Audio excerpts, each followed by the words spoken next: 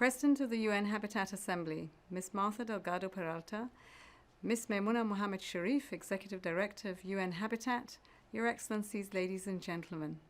I'm pleased to add my voice of solidarity to the partner and pledge for sustainable urbanization with UN Habitat.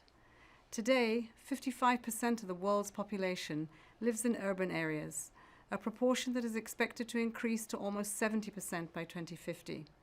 As recognized during the last United Nations Conference on Housing and Sustainable Urban Development, Habitat 3, the mandate of this organization is more important than ever.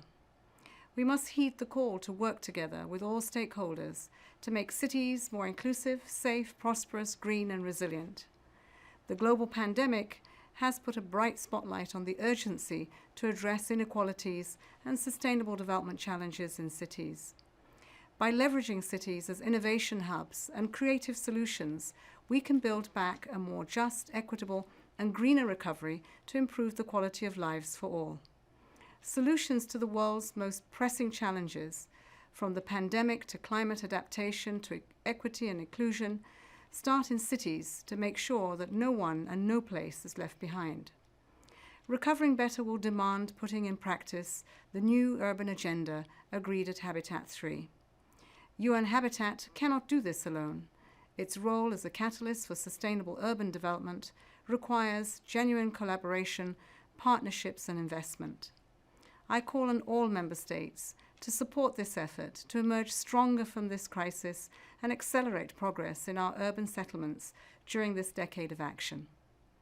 As you know now well, the SDGs will be won or lost at the local level. Our actions must align with this reality. I know of the importance of this work firsthand.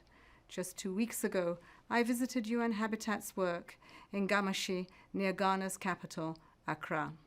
I saw the reality of overcrowding, the lack of services in these informal settlements, and the real impact of UN Habitat's work in changing young people's lives. The participatory slum upgrading program provides opportunities for community leadership, youth engagement, and long-term economic viability.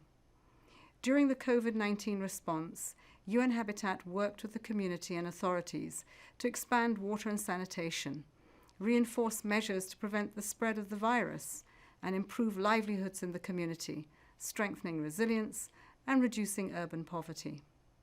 UN Habitat is committed to helping strengthen capacities of national institutions so they can take advantage of urbanization that supports the Sustainable Development Goals. I saw the results of this work in the faces of all those that I met, young and old. Today's objectives are quite clear.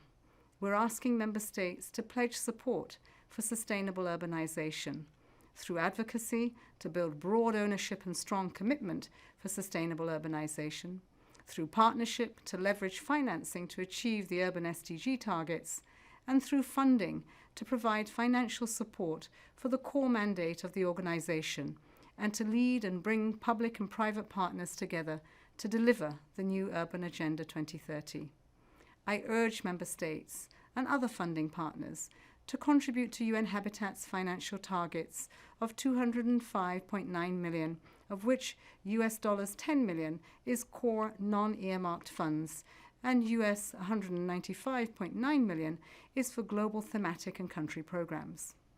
We look forward to working with all member states and stakeholders to accelerate action on the ground towards sustainable and resilient urban areas that can continue to propel inclusive growth and development.